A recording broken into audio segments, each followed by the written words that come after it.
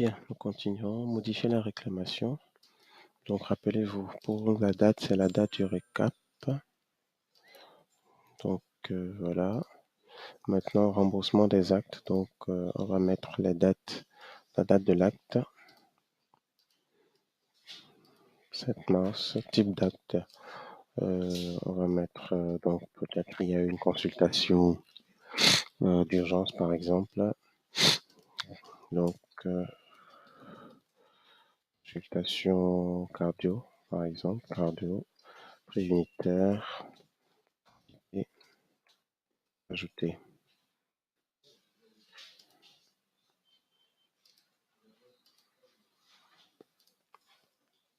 Bien, je voulais vous montrer, faire une petite parenthèse pour vous montrer le tableau de classification des actes. Voilà comment il se présente.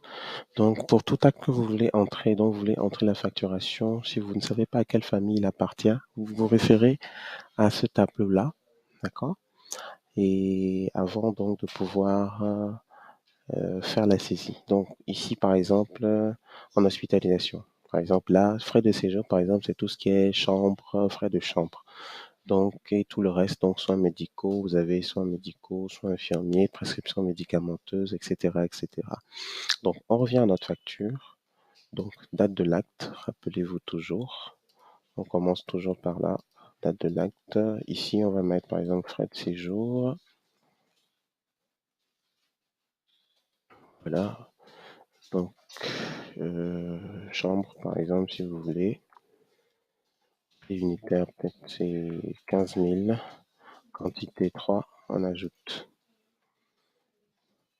Donc, on continue.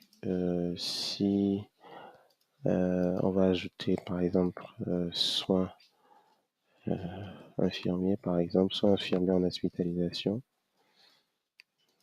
Voilà. Nom de l'acte, si c'est perfusion par exemple, prix unitaire 500, quantité 6, on ajoute. Voilà. Et donc ainsi de suite, vous ajoutez autant donc de lignes d'acte que nécessaire que vous avez selon la facture. Et bien sûr, à la fin, assurez-vous que le montant que vous avez facturé, d'abord, c'est celui qui se retrouve dans le total pour être sûr que vous avez tout facturé. Et ensuite, il faudra maintenant faire attention à la part de l'assuré et à la part de son nom pour être sûr que vous n'avez pas fait d'erreur. Alors, le prestataire peut avoir fait une erreur sur le total, peut avoir fait une erreur sur les taux. Quand vous l'identifiez, vous allez le mettre dans la note et je vais vous montrer où le faire. Donc, suivant. Donc là, on a, par exemple, on a fini donc de saisir les différentes lignes de facture du prestataire. Alors, ce que je vais faire là tout de suite, que je vais bien expliquer, ça peut se faire après chaque saisie ou ça peut se faire à la fin. C'est à vous de voir. Donc, nous venons de faire, comme vous allez le remarquer, au niveau de prestataires dans ce tableau de base, il y a tous les prestataires. Donc, ça veut dire que tous ceux qui font la saisie, on, on voit tout ce que chacun saisit, y compris les prestataires eux-mêmes, que les autres agents de Sonostaff. Donc, alors, le plus facile à faire, donc, c'est de faire un filtre. Donc, vous avez sur votre gauche, vous avez une colonne filtre. On va faire un filtre sur le nom du prestataire qui nous concerne. Nous, c'est Sono Santé Clinique. C'est le nom du prestataire. Voilà, donc vous voyez, ça filtre automatiquement tout ce que nous avons saisi, tout ce qui a été saisi dans le logiciel et qui concerne Sono Santé Clinique. D'accord? Alors, donc ici, nous avons Palma, Touga, donc voilà, ça c'était la première chose qu'on avait saisie. Donc je clique dessus. Donc ça veut dire qu'après avoir saisi, il y a différentes autres étapes à suivre. Donc ça c'est première étape de vérification. Donc vous pouvez la passer à suivant. D'accord.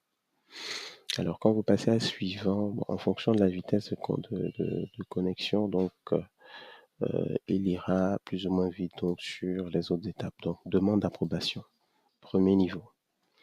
Donc, voilà, il vous ramène toujours au tableau de base. Donc, on a fait le premier niveau, c'est demande d'approbation.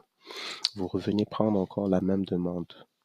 Vous cliquez dessus, prenez suivant une première fois. Et ici maintenant, vous prenez approuver. Si c'est à approuver, si c'est à rejeter, vous cliquez sur rejeter et vous sélectionnez la raison pour laquelle c'est rejeté. Vous cochez la raison pour laquelle c'est rejeté et vous cliquez sur soumettre. Mais ici, on ne va pas rejeter. Ou si vous voulez différer, différer, ça veut dire remettre à plus tard. Donc, ça veut dire avec une demande d'information complémentaire, de complément d'information, vous cliquez sur différer et vous choisissez les documents qui sont requis, c'est-à-dire ce pourquoi vous remettez à plus tard ou ce pourquoi vous demandez le complément d'information. Et vous cliquez, vous cochez et vous cliquez sur soumettre. Mais ici, on ne va pas le faire. Donc, je clique annuler. Nous, on va approuver. Voilà. Donc, dès que vous approuvez, ça, c'est deuxième niveau. Troisième niveau, maintenant, vous reprenez toujours la même demande. Suivant. Suivant. Vous descendez. Vous venez donc au niveau tout en bas. Là, maintenant, vous mettez le numéro de la facture. Supposons c'est facture numéro 00003/2019. D'accord.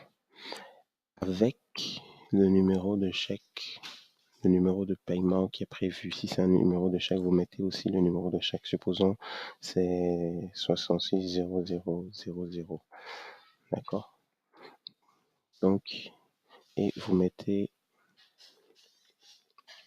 donc la même chose aussi. Donc ici, numéro de chèque, vous mettez le numéro de chèque 660000. Le numéro de facture, il est obligatoire. Alors, à ce niveau, il peut arriver que le médecin ait exclu certaines choses après coup. Donc, lui, le médecin, s'il y a des choses qui nécessitent donc d'être bloquées, lui, il pourra cliquer bloquer pour bloquer certaines lignes. D'accord. Lui aussi, il vous demandait de le faire. Donc, une fois ceci fait, vous cliquez sur réclamer la réclamation.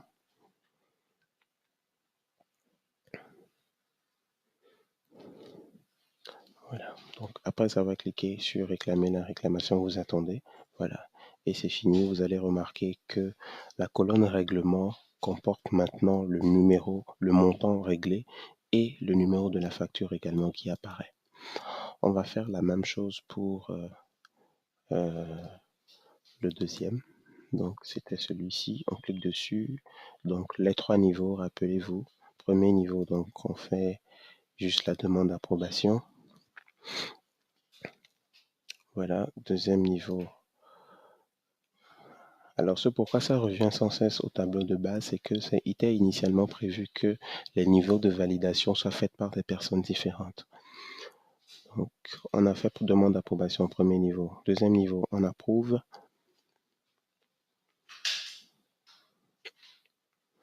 Voilà. Troisième niveau. Maintenant, on va réclamer la réclamation. Bon, la traduction n'a pas été très bien faite. C'est régler la réclamation normalement. Donc, suivant. Voilà. Donc, numéro de facture, on avait mis 003 par 2019, numéro de chèque. Si, bien sûr, je précise ici que c'est le numéro de chèque qui vous a été attribué pour le prestataire en question que vous mettez à ce niveau. D'accord. Ce n'est pas que pour le même prestataire, vous allez utiliser différents niveaux de chèque, différents numéros de chèque. C'est le même numéro de chèque pour toute la facture. D'accord. Que ce soit bien clair. Voilà. Donc, réclamer la réclamation. À un moment, c'est régler la réclamation. Voilà. Donc, ça, c'est. Donc, première chose, c'est faire la saisie. Deuxième chose, soit vous faites la saisie complète de tous les actes avant maintenant de faire de régler les réclamations, soit après chaque saisie, vous faites les trois étapes en même temps. D'accord? C'est l'un ou l'autre. Donc, nous avons fini ces deux-là et nous allons voir tout de suite maintenant comment tirer un état récapitulatif.